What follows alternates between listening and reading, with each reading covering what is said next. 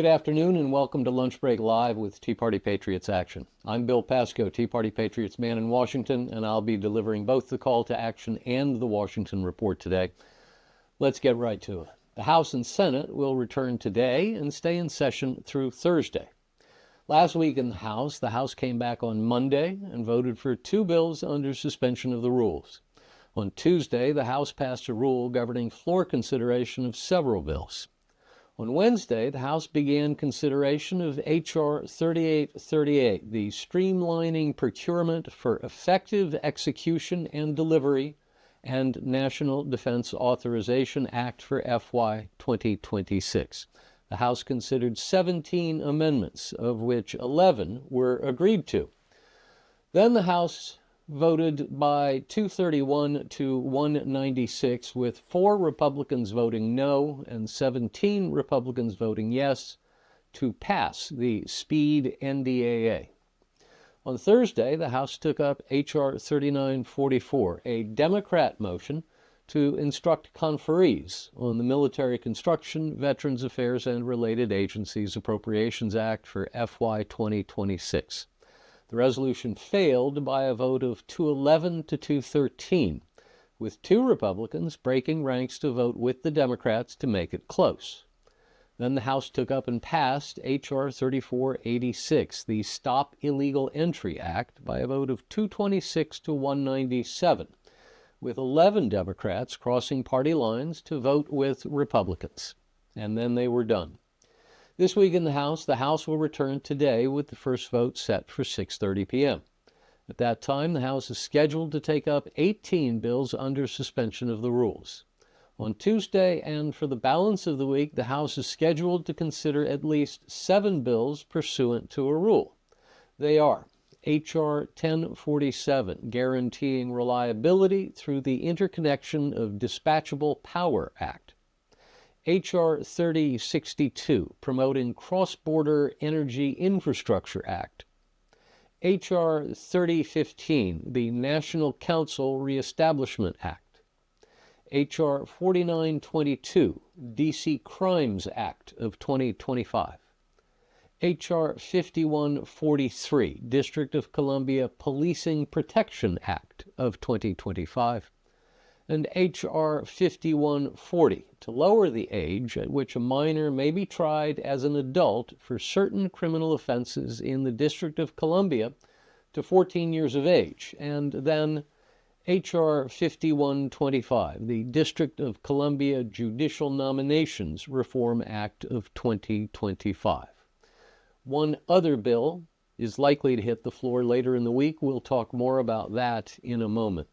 Last week in the Senate came back on Monday and voted to confirm the nomination of Edward L. Artow to serve as a U.S. District Judge for the Southern District of Florida. On Tuesday, the Senate voted to confirm Maria A. Lanahan to serve as U.S. District Judge for the Eastern District of Missouri. Then the Senate voted to end debate on and then to confirm the nominations of Robert Law to serve as Undersecretary for Strategy, Policy, and Plans at the Department of Homeland Security, and Kyle Christopher Dudek to serve as U.S. District Judge for the Middle District of Florida. Then the Senate agreed to table a Schumer point of order regarding S-Res 377.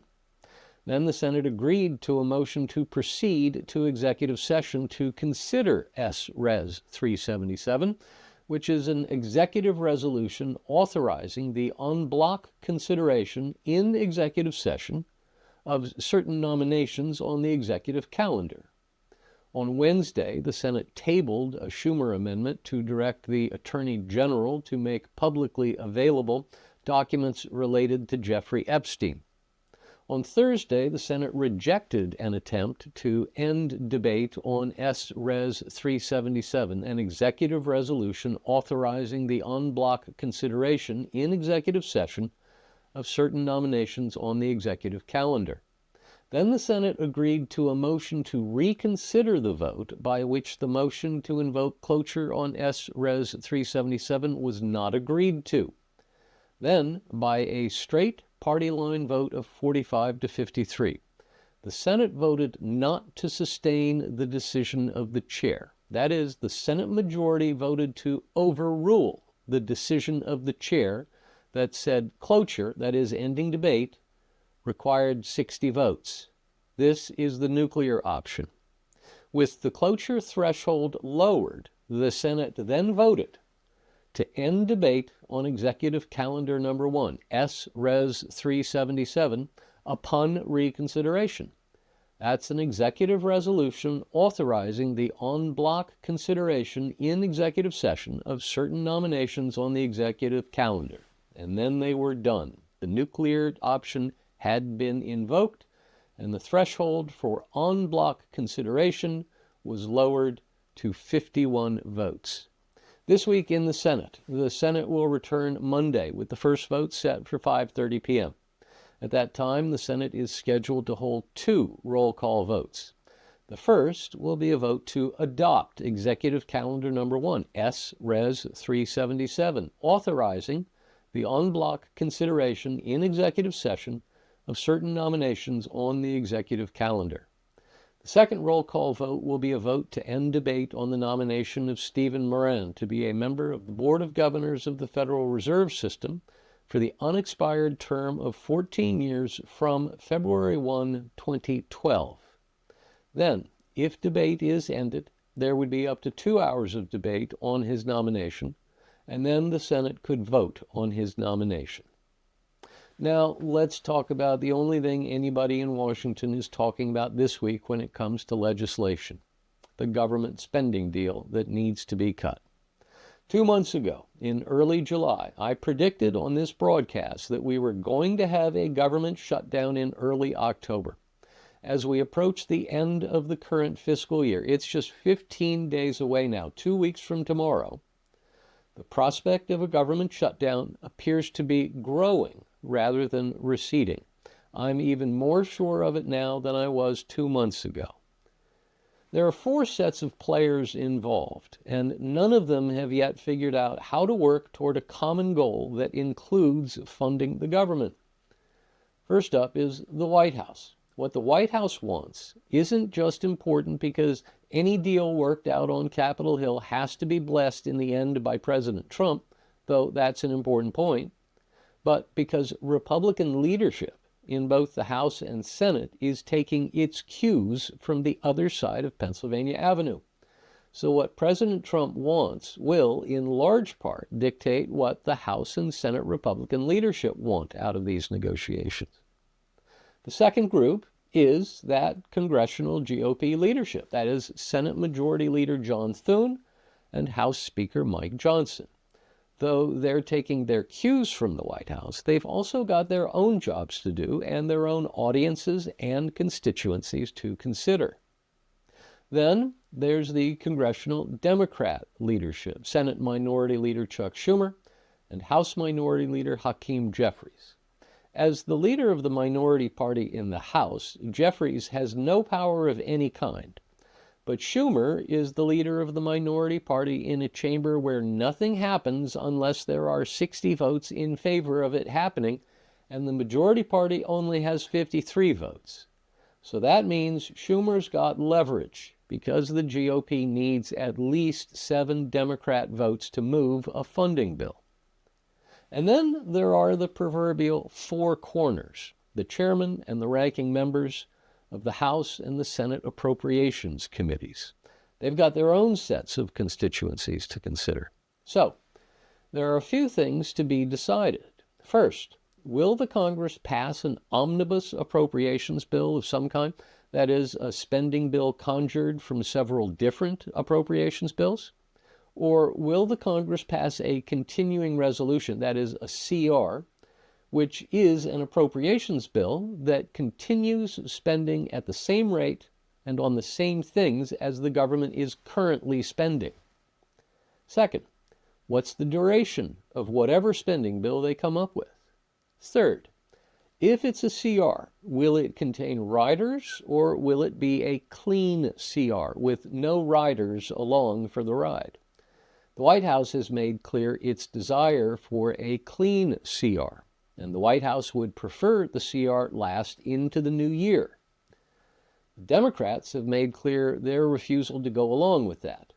The Democrats have indicated that they've got two demands, both on the health care front. First, they want the GOP to restore the Medicaid cuts they included in the One Big Beautiful Bill Act. Second, they want the GOP to agree to extend the enhanced Obamacare premium tax credits that are about to expire at the end of the calendar year. For context, that extension of the Obamacare tax credits would cost about $335 billion over 10 years, nothing to sneeze at. Senate Majority Leader Thune has said there is no way he is going to agree to an extension of the Obamacare tax credits in exchange for Democrats' votes for a short or even medium-term CR. That just doesn't make sense to him. The Four Corners want a short-term CR to last into November, maybe 7 weeks or so, long enough to get to Thanksgiving.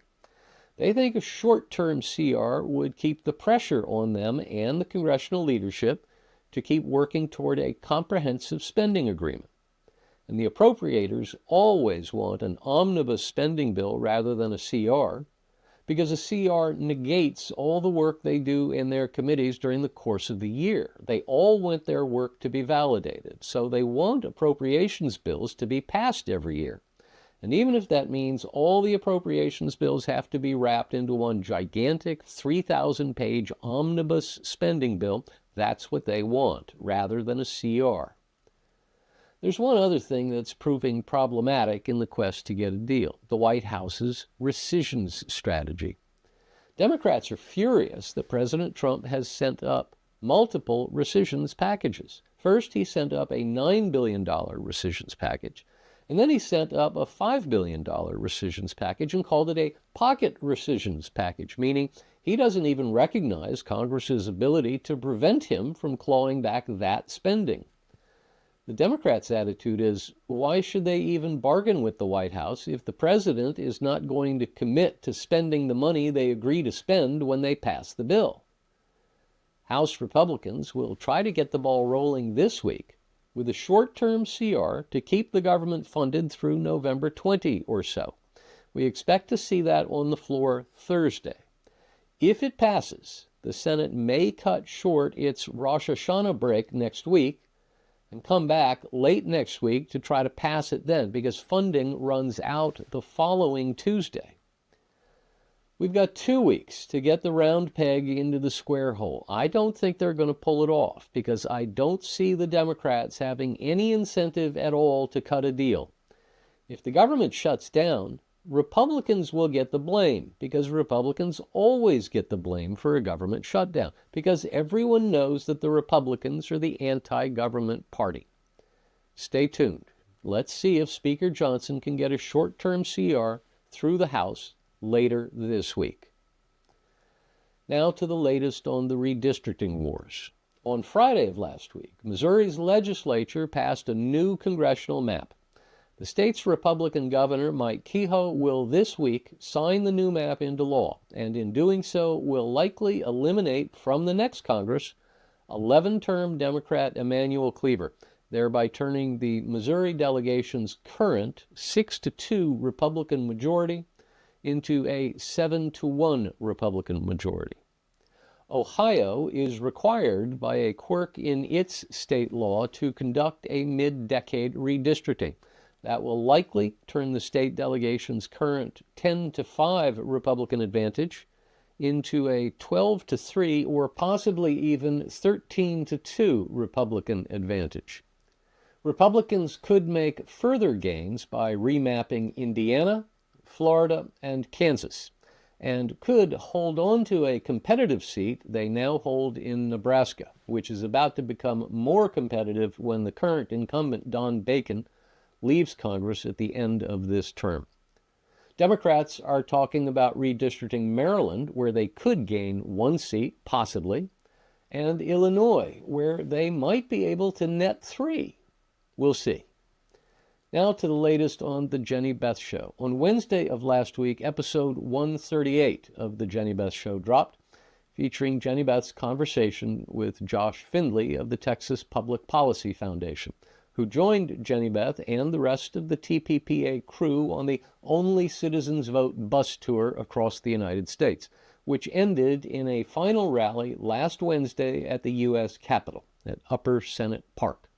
The two discuss why election integrity matters nationwide, from the right to pass the SAVE Act to the dangers of ballot harvesting and the push to clean up voter rolls. Josh shares how Texas is leading efforts to secure elections across battleground states. As always, it's highly recommended.